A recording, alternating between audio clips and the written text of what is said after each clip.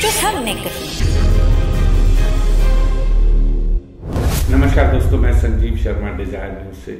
आज हम बात करेंगे देश के सबसे बड़े उद्योगपति गौतम अडानी। पिछले 2 दिनों के अंदर देश में फाइनेंशियल जो भूचाल सा आया है उसके बारे में थोड़ी सी बात करेंगे। अमेरिका की कंपनी हिंडनबर्ग ने जिस तरीके की 88 सवालों की रिपोर्ट पेश की है, उससे 2 दिन के अंदर, अगर मैं बात करूं 24 जनवरी से लेके 2 दिन जब निफ्टी खोला है, 4 लाख करोड़ एकदम स्वाह हो गए। दूसरे तीसरे नंबर से गौतम अडानी 7वें नंबर पर आ गए। दोस्तों, इस रिपोर्ट के बारे में अगर हम थोड़ा सा डिस्कस करें तो शायद अब तक हमारी जनता को इन सारे स्कैम की आदत सी पड़ गई है। ये कोई बहुत बड़े स्कैम नहीं है। अगर मैं बात करूं बोफोर्स से अगर हम शुरू करते हैं तो 65 करोड़ में राजीव गांधी की सरकार गिर गई थी।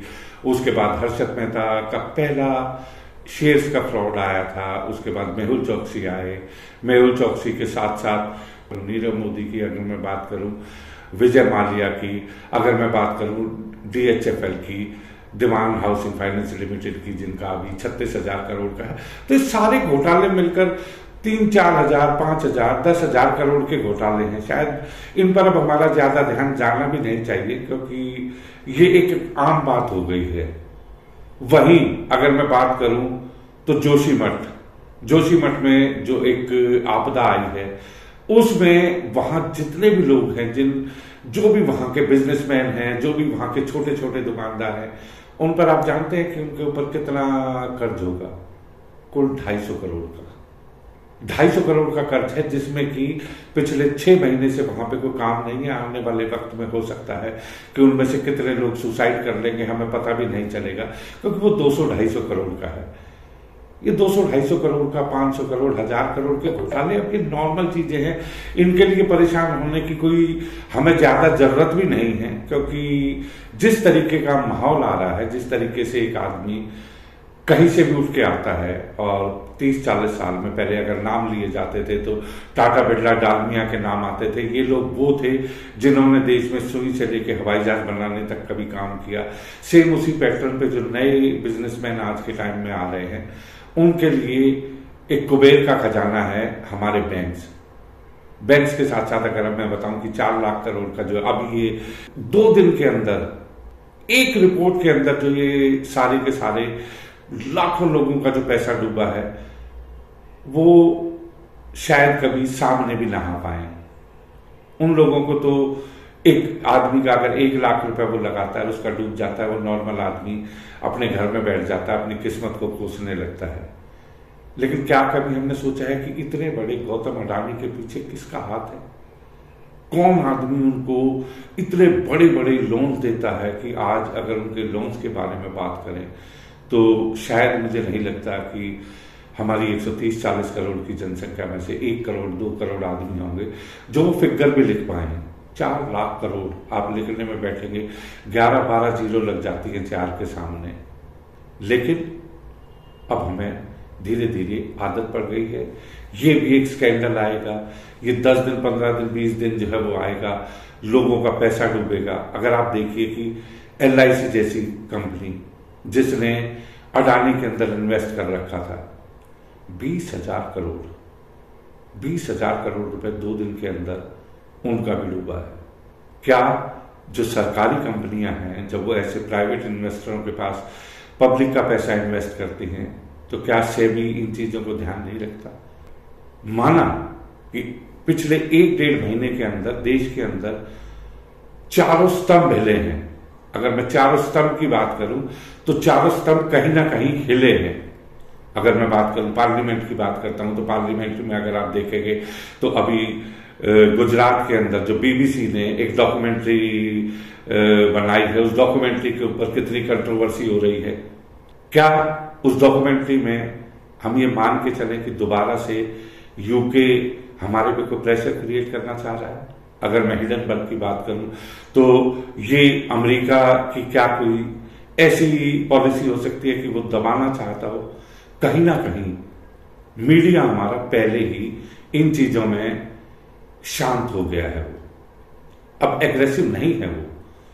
अब वो एग्रेसिव है सिर्फ स्टूडियो में बैठ के वो जोर जोर से चिल्लाएंगे, डिबेट करेंगे, सब चीजें करेंगे। क्या ये डेमोक्रेसी को खत्म करने का या डेमोक्रेसी को डैमेज करने का अब विदेशी ताकतों की हाथों में तो हम नहीं खेल रहे हैं। हमें नहीं पता कि हिडनबर्ग की जो रिपोर्ट है जिसमें 88 सवालों के जवाब मांगे गए हैं, उसमें सीधे सीधे एक तरीके से मनी लॉन्ड्रिंग के, फोर्जरी के, मैनिपुलेशन ऑफ बैलेंस शीट के कितने ही आरोप उन्होंने लगाए हैं और चैलेंज किया अडानी ग्रुप को कि अगर आपको कोई भी चीज अच्छी नहीं लगती है तो आप अमेरिका में आके अपना केस फाइल कर सकते हैं। अभी तक अगर मैं बात करूं तो हिडनबर्ग ने करीब 30 कंपनियों का उन्होंने सर्वे किया है, जिसमें से 15 कंपनियों के शेयर 15 से लेके 25% तक डाउन आए हैं। सेम इसी तरह अगर अडानी ग्रुप के शेयर डाउन आए हैं तो क्या कहीं कोई ऐसी ताकतें तो नहीं कि वो इसको नीचे लाके और फिर परचेज करना चाह रही है, या वाकई में एक ग्रुप जो इतनी जल्दी इतनी फास्ट ग्रोइंग जिसने करी है। आज दो ही सवाल उठते हैं सरकार के ऊपर कि सरकार को 2 आदमी चला रहे हैं, अडानी और अंबानी। लेकिन देखने वाली बात यह है दोस्तों कि अभी उनका नया इशू आ रहा था जिसमें उन्होंने एक तरीके से इंडिया का सबसे बड़ा इशू था वो, और वो 20,000 करोड़ रुपए वो इकट्ठा करके पब्लिक की मनी को, बैंकों का कर्ज वापस करने की कोशिश में थे।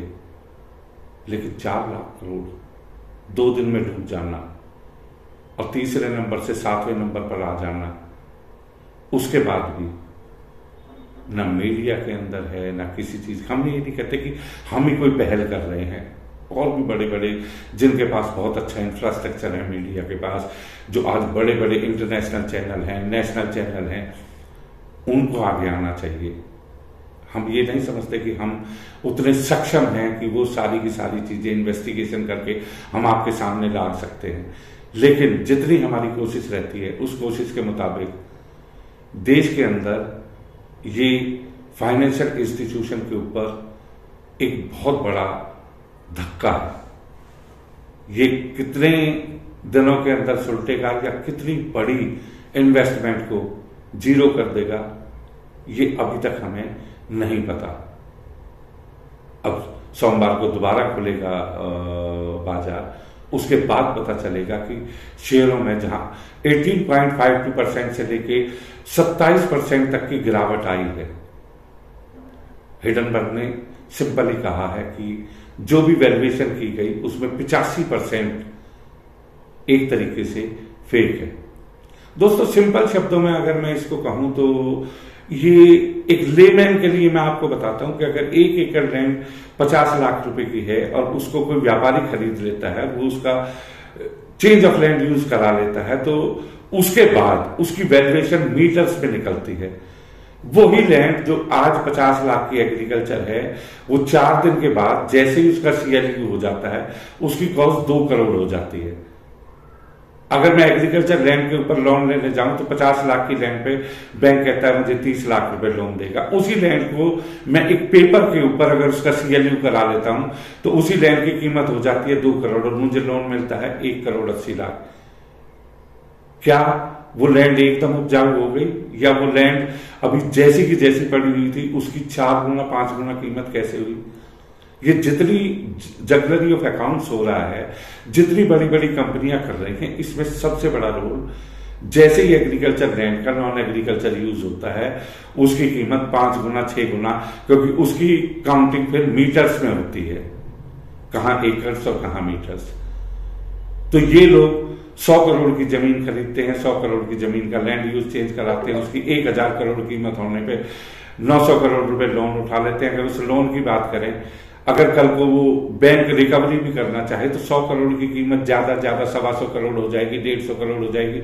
और जो सर्वे करते हैं, जो लोग अपनी रिपोर्ट बनाते हैं, जो वैल्यूएशन करते हैं, वो सब मिले हुए हैं इसमें। कई कंपनियों का, अगर अडानी का भी मैं देखूं तो अडानी की जो कंपनियां ऑडिट करती हैं, अगर उन ऑडिट की कंपनियों का आप देखो, उनमें 11 से 12 लोग हैं, करोड़ों रुपए की ट्रांजैक्शन है, उनकी कितनी सब्सिडरी कंपनियां हैं, लेकिन देखा जाए तो वो सब एक पेपर्स के अंदर है। जो जितना अच्छे डॉक्यूमेंट्स क्रिएट करेगा, हमारे बैंक उनको उतना ही अच्छा लोन देंगे। एक गरीब आदमी जब लोन लेने जाता है तो 5 लाख के लोन पे भी बैंक से 4 ऑफिसर उसकी चेक करने आते हैं, एक एक चीज उसकी चेक करते हैं, डॉक्यूमेंट चेक करते हैं, उसको 1 महीना चक्कर लगाते हैं, तब कहीं उसको जाके 5 लाख रुपए 10 लाख रुपए का लोन मिलता है। लेकिन अगर अडानी अंबानी की बात करूं, पता नहीं कितनी फिगर के अंदर और कैसे ये बैंक लोन देते हैं। State bank of India, union bank of India, अब अगर देखें, अगर सेबी ने इसकी अच्छी तरीके से इन्वेस्टिगेशन नहीं करी तो ये हो सकता है कि भारत का सबसे बड़ा एक घोटाला सामने आए। रिपोर्ट पे कितनी सच्चाई है ये सेबी हो सकता है कि वो इसकी इन्वेस्टिगेशन भी करे, लेकिन इन्वेस्टिगेशन क्या आज सरकार में कोई ऐसा आदमी है जो अडानी अंबानी इनकी तरफ को टेढ़ी निगाह करके भी देख सके? बड़ा मुश्किल है अगर देखा जाए तो। लेकिन कहीं ना कहीं जो बड़े बिजनेसमैन होते हैं, अगर उनकी मैं बात करूं तो चाहे यूनिटेक है, अंसा है, जेपी इंफ्रास्ट्रक्चर है, एक स्टेज में आके इनका सबका पतन हुआ। क्योंकि जो आदमी बेईमानी करता है, जो गद्दारी करता है, जो इस तरीके से बैंकों से फ्रॉड करते हैं, उनमें से कितने लोग तो अब जेल में हैं, कितने लोग जानने वाले हैं। ये सारी की सारी चीजें आने वाले समय में हम आपके सामने लेकर आते रहेंगे। तो हिडनबर्ग की इस रिपोर्ट ने अडानी को जो हिला के रख दिया है, जबकि उनकी तरफ से जो एक अपना वक्तव्य आया है उसमें उनका कहना है कि ये सब गलत है, हमने टाइम पे सारी जो गवर्नमेंट की गाइडलाइंस है उनको फॉलो किया है, हमने कोई मनी लॉन्ड्रिंग नहीं की है, हमने किसी पैसे को इधर से उधर नहीं किया है। लेकिन हिडनबर्ग के 88 क्वेश्चन, जिसमें उनने उनके भाई पे भी इल्जाम लगाए हैं कि उनको भी कंपनी के अंदर लेके आए, हर चीज पे उनके अलग अलग क्वेश्चन हैं। अब कितने क्वेश्चनों का जवाब अडानी दे पाएंगे ये आने वाला वक्त बताएगा, और कितने लोगों के घर में चूल्हे, जलते हुए चूल्हे पे पानी गिरेगा ये भी वक्त बताएगा। तो दोस्तों, आप डिजाइन न्यूज के साथ बने रहिए और हमें सब्सक्राइब कीजिए और हमारी लेटेस्ट न्यूज के लिए बेल आइकन दबाइए।